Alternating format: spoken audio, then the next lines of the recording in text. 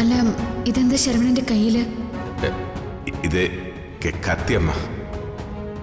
കത്തിയോ? അമ്മ 2 നാള് മുന്നാടി സുജാത അമ്മ കത്തി കാച്ചണം ചൊല്ലിയാച്ച്. ഞാൻ അത് മറന്നു പോയാച്ച്. ഇപ്പൊ മാർക്കറ്റിൽ പോണം, അതാ എടുത്തു പോലാന്ന് വെച്ച്.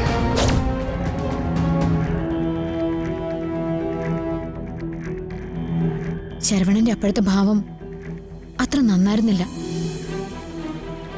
നിങ്ങളെ ബുദ്ധിമുട്ടിക്കാൻ ഇനി ശത്രു വരില്ലെന്നൊക്കെ വലിയ ഉറപ്പോടെ പറയുകയും ചെയ്തു.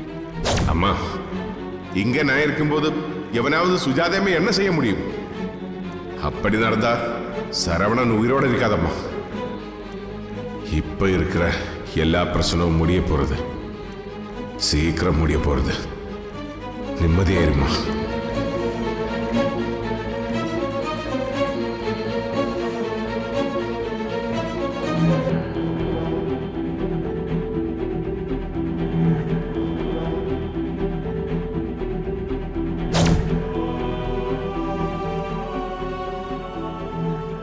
ഇതിപ്പോ അവനിനി എന്തെങ്കിലും വേണ്ടാത്തത് ചെയ്ത് കാണുമോ? ശരവണൻ ആന്റിയുടെ കുടുംബം എന്ന് പറഞ്ഞ ജീവന. ആ കുടുംബത്തെ ദ്രോഹിക്കുന്നവനെ അവൻ വെറുതെ വിടില്ല. ഇനിയിപ്പോ അവനെങ്ങാനും ജീവന്റെ പുറകെ പോയിരിക്കൂ.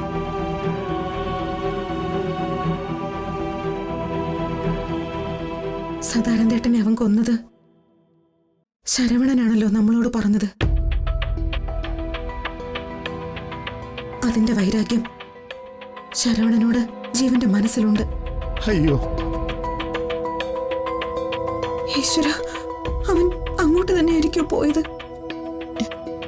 ഹരി, എന്തൊക്കെ ചെയ്യാ? ഒന്ന് അന്വേഷിക്കണ്ടേ? അല്ല, എവിടെയാണെന്ന് വെച്ചിട്ടാടോ? ഈ ജീവൻ ഉണ്ടാവുന്ന നമുക്കറിയാവുന്ന ഏക സ്ഥലം ജെആറിന്റെ ഓഫീസാ. അല്ല, ഈ രാത്രിയൊക്കെ ഇനിയിപ്പോ അവിടെ തുറന്നിരിക്കോ? അല്ല, വേണമെങ്കിൽ നമുക്ക് അവിടെ വരെ ഒന്ന് പോയി നോക്കാം. ഏയ്, അവിടെ ഒന്നും ഇപ്പൊ ആരും ഉണ്ടാവില്ല. നമുക്ക് സുജാതയെ കുറച്ചു നേരം നോക്കാം.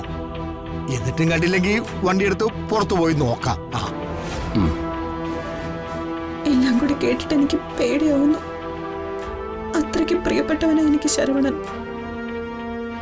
അവൻ എന്തെങ്കിലും സംഭവിച്ച പിന്നെ